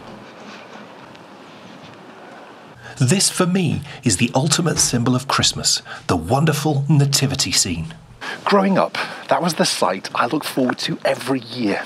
You see, the nativity appeared long before we put our decorations up at home. And when you saw the nativity appear, you knew that it was time to get excited. The very first nativity was created by St. Francis of Assisi in 1223. He used it as a way of helping to teach the story and the meaning of Christmas to native Italians. I wonder if he had even the remotest inkling that 800 years later we would still be creating these wonderful little scenes in churches and cathedrals across the world. Now, you might be wondering why we've brought you back to Ask and Brian. Well, There's something I didn't tell you about this little village. You see, my home for the first 19 years of my life lies just around this corner. It was in the late 1950s that my grandparents bought a derelict cottage at the end of this lane. They found it after exploring here one weekend on a family picnic. Conveniently, my uncle was training as an architect, so they set about converting an old lodge into their brand new family home. By the 1970s, my grandfather had died, so my gran invited my parents to come and live with her, and so the lodge became my home as well. Sadly, it's not been in the family for 15 years. The last time I actually walked on this road, I was 19. It seems like a lifetime ago. And the beauty of it was, you could actually see in the window Christmas lights. And it was marvellous because on a dark night, it was like a light guiding you home. What's so wonderful for me is, up until we researched this programme, I had absolutely no idea of the history of the village. And to know now that Askham Bryan exists, thanks to York Minster, it makes my family connection to the cathedral all the more special. Every Christmas, my brothers and then I would venture out from this house. We'd leave our presents and all our family at home making merry, and we'd head off to church to sing for the day. And we never resented it a moment, because we always knew what a privilege it was. And it only heightened the excitement of getting here, back home, and finally getting to play with what we'd been given. By Christmas in the 1980s, thankfully we'd left behind the boar's head, and now we were indeed feasting on turkey. My mum would also make delicious homemade mince pies, and also a royal icing-topped Christmas cake, which would always break your teeth. All this talk of food is making me hungry, so let's head back to the car and some warmth for some lunch. Talk about the perfect, strangest spot to sit and have a picnic. I am sat with my lovely wife at the top of the lane, which I walked down every day I went to school, my whole school life. Wow, amazing. I walked up this lane at the start of the day, and I walked down this lane at the end of the day. But then not only that, I would get home from school, I would do my homework, and then I would know if my friends were coming out to play, if they were sat on the bench that's just at the top there. If I saw people, I would look out the windows from the house down there, and if they were there, I'd set off up the lane. Kay came here once. Yep. And I'm so glad you did. I'm so glad you did, because that then does at least give us a joint connection with it too. I'm glad that because you wanted me to see it before it was sold, didn't you? It was very soon after Kay came to visit that it then got sold, and that was about 16 years ago. Yeah. And subsequently, I think it's been sold again. Oh, right. Yeah. And it's had a lot of work done to it. It's had a huge amount of work done to it. Not very well done, to be honest. It looks... It's not been done as aesthetically pleasing as it could have, because it's quite an old building, isn't it? It doesn't look like a quality job, does it? What an unbelievable story to discover that the village where I grew up was formed when the first stone minster was built. Gosh. Because of the influx of people. That's a long time ago. They needed food. They needed places to live as well. And lots of the villages off the A64, because the A64 was built by the Romans. Right. That's the main road between York and the quarry where all the stone came to build the minster. To be back in this village and to walk through it, I was just saying to Kate before we turned the camera on, nothing has changed at all. Just wonderful. That's funny because you say that, but because the village I grew up in... Has everything changed? Yes. Right. The village I grew up in Rotherham, was a pit village, a mining village. Right. When they closed the mine down, they built a huge housing estate on top of the mine. I'm thinking that's not great for subsidence, really, is it? Because you've got all of the mine shafts. Terrifying. I couldn't understand it. And my dad, he's no longer alive, but I remember him saying they're absolutely crackers. We need to give what we've seen today so far. Yeah. And it really, from the nativities with St. Francis of Assisi to the introduction of Christmas trees, really it's very clever to pick the date which fell on the celebration of Yule, which was a Scandinavian, which of course, as we've discovered, is where the whole Yule tide comes from. Yeah. Yuletide. My socks. Yes, Yeah. my goodness. Oh, it's all That's linked. a great link. Would you believe it? So the story, I've been utterly fascinated by it. So we need to give it a score for interestability, Yeah. and also picnicability. I don't know that you can fault it really for interestability. No. So I'd probably give. I'm not allowed to say. But no. Now hold on. You say we couldn't fault it. We've said, both of us today, it's not as nice as Ripon. No, it's not. So we can't score it as high as Ripon. What did we score Ripon? 10. So I'd go 9 then. I was going to say 9. Right. Okay. That is genuinely what I was going to Well, say. I'm comfortable with a 9. I don't give out the 10s very freely. I'm No. a bit like Craig Yes. on Strictly. So we have 17. Right. Picnicability. It's difficult to fault because, we're within a you're in stone's York, throw. Yeah, I mean, you're in York. There's absolutely everything. There's every possible thing so you would want. So you've got to give it a 10, really. You do. I think you're exactly right. Yeah, and even if you brought your own picnic, there's places to sit and have it. So we have a grand total, and I think it is a fair score. It certainly doesn't go to the top of the leaderboard for this season's, which I think is exactly right. Yeah. But it is a gorgeous place to come and visit with unbelievable links, not just to Christmas, but really to the history of the world. 27. 27. Winner. So I think that you stalled enough. You want me to tell the story of you being a choir boy and being on the radio. Okay. I think it's time you told us. Okay then, because you've been a good girl all year. I will tell you.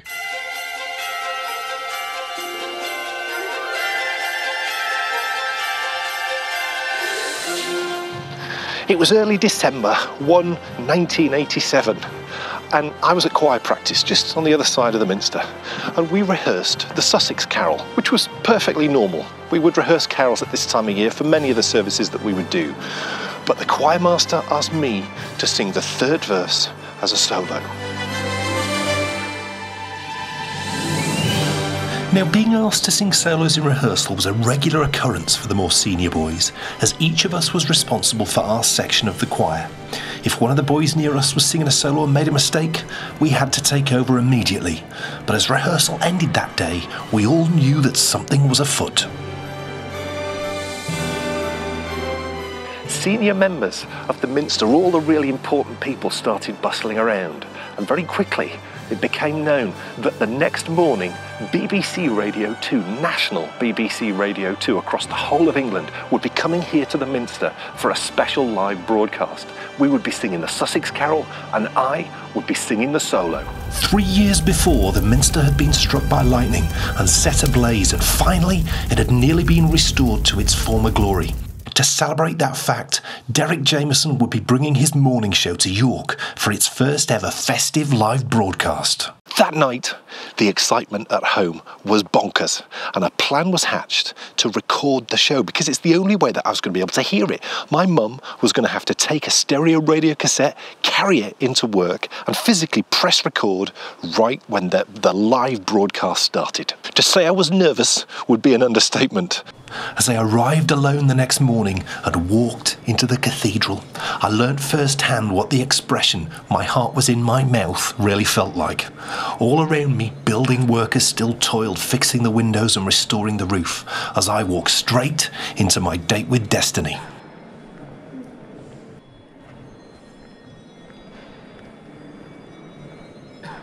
Now, thanks to the advent of CDs, that recording was lost about 13 years ago because it was done on a cassette. But Nana Wendy, my mum, has been searching and she's found it. She sent it to me a few weeks ago.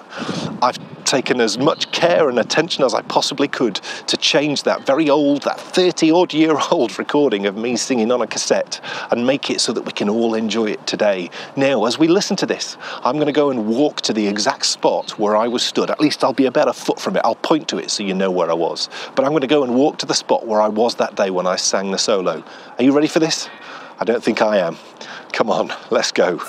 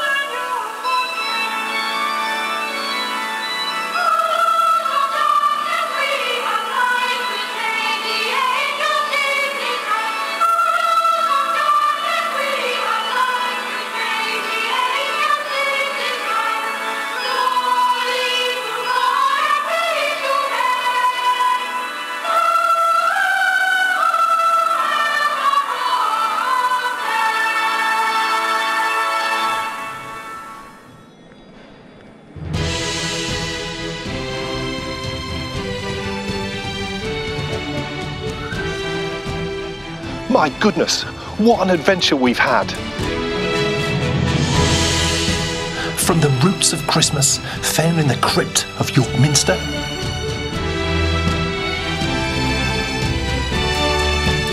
to my very small part in the history of Christmas at this wonderful building.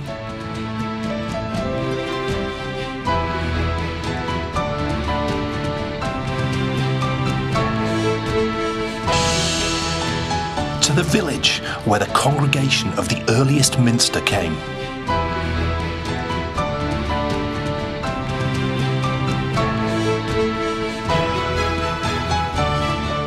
This has been the journey of a lifetime, with memories that will last me forever, really. And what perfect way to start Christmas. So all that's left for me to do is to wish you and your families a happy and healthy Christmas. And I will see you next year in March 2020 for the start of a brand new season of the new adventures of the Bakery Bears. I'll see you then.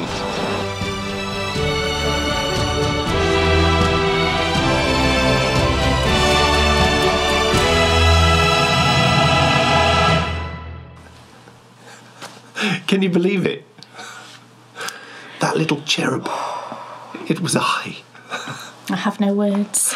And it was a tough one. It was very emotional, and when Made I me first feel a bit old. When I first heard it, I was a mess. Now, you've just reminded me, folks, the gold edition, we produce a gold edition of all our new adventures, and especially for this show, because we knew this one was going to be an interesting journey, we filmed behind the scenes in the run-up to. So the day I got hold of the tape, went into the loft and tried to convert it. So you join us that day, and all the sort of things that happened before the filming day, and then a little bit of what happened then with the editing as well. So you can join us on the gold edition before the show starts. You get that build-up to the start of the show, then we're into the show, and then at the end there's the usual extended outtakes. So if you enjoyed that and you want to watch the gold edition, head straight over to the link in the show notes and you'll be able to watch it.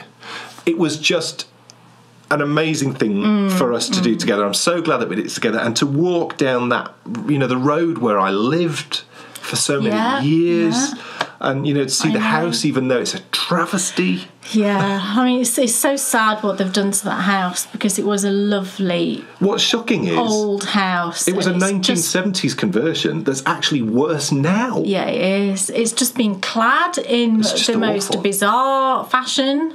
See, what my uncle did was he took what was there and just enhanced it a bit, rather than... You could still see what it was, whereas now you can't see that house that it was. But it's such a shame. To be back in the village where I grew up, and for nothing... To have changed, yeah. It's like... And I got recognised. You did. It was bizarre. I'm walking round the corner, and this guy goes... Excuse me, what are you doing? And initially I was like, but I just said, I used to live in that house down there and just back in a little bit of filming. He said, I recognise you. I said, what? And we were off. I then realised who he was, and we're chatting. Yeah. He introduced me to his dad, who used to be a farmer who used to chase me out of his fields when I was climbing on his hay bales. Yeah. What a wonderful way to start Christmas. Yeah, absolutely. Literally the perfect way. So thank you for sharing it with me, and thank all of you for also sharing it with us. Absolutely. I hope you loved that, because we did. Enjoyed it. It's time for the shortest Endy Bits in the history of the world. Because we've just had so much to tell you. I know. So look, Race to the Moon, our 2020 amazing cowl. So it's the patron year-long cowl. The knitters are knitting our way to the moon. Excellent. Excellent. Yeah. So patrons, there's now a thread open. Yes. So please come and join in that. Yeah. The whole year long. Yeah. Oh yes. There'll be updates in all of our Patreon shows throughout next year. Runners, there is a Ravelry page already open, so you can find out all the details there. But if you don't use Ravelry and you just want to get in touch with me, you can get in touch with me on our website via the contact page. Just send me a message. All I need to know is your Runkeeper email address, and then I can add you to the group. You can either be a walker or a runner, and anyone can come and join in that. So please come and join us. Now, the Advent calendar may be approaching its end on the 24th of December, but don't you worry, because we know that this is the tricky part of the year. This is when everything sort of stops and you're like, where is everything? I want to have fun.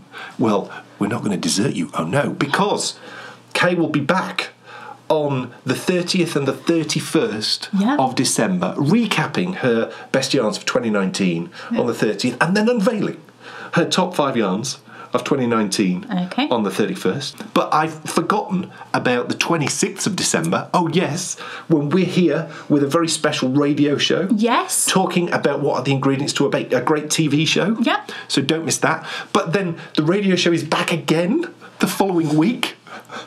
On the 2nd of January. We couldn't let you start the year without joining us for a lovely walk when we'll be talking all about our plans for the new year and just having a lovely sort of relaxing walk through a different walk to what we normally go on. Yep. So please join us for that on the 2nd. But then the week after that, on the 7th of January, you're back with your first design diary of the year. Yes. And you're unveiling some very exciting little tidbits of... Yes. Oh, yes. Yes, it's very exciting. I'm not going to say anything other than that, but it's... it's a brand new year. Brand new year. So that means new things are beginning to happen. Absolutely. Do not miss it. And then on the 10th of January, we start a 10-episode long, amazing, super blanket knitting extravaganza, where Kay will share with you everything that she knows about knitting the perfect blanket. Oh, yes. Wowzers. So all it now remains for us to do is wish you the best. Absolutely. Christmas. Have a fantastic time, everybody. Oh, yes. Please, please do. And also, whilst we'll be seeing you, and also you'll be maybe hearing us before New Year's, can we also wish you the most wonderful New Year's and a happy and healthy and prosperous 2020. 2020. Yes. New decade, everybody. With us. Having the most marvellous time with the greatest new adventure season ever. Oh, my goodness, with the most epic story of all time. Talk about Pudding Club. The next time we see you... it'll be the 10th of January, and Kay will be with us for the most special of all specials in Pudding Club. Oh, the pressure. I can't top you singing when you were 12, I'm afraid. That's quite an ask. I can't top that choir boy loveliness. I only wish I had pictures, but I don't. No, I've never seen a picture of you dressed. Do you know what happened? There is one picture that my mum has. Didn't they get destroyed or something by accident? They got taken to the what do you call them? Developers. Oh, and they ruined them. They ruined them. They spoiled. That's devastating. I know. So they were gone. But look, we will see you on the 10th of January for the next Bakery Bears video show for just the most wonderful start to the year with the most delicious pudding you've ever eaten in your whole life. Yes. So, folks, thank you so much for watching today. Thanks, everybody. Merry Christmas. Happy Christmas. And we will see you soon for more. Bye. Enthusiasm's not quitting for Dan and Kay the Bakery Bears. They'll take you to fabulous places of which their favorites they'll share. You better buy a pattern and get yourself a bakery bear. You'll find yourself in a castle while watching the Bakery Bears. It never feels like a hassle to sit and watch the Bakery Bears. What's on your shelf or what's in your heart?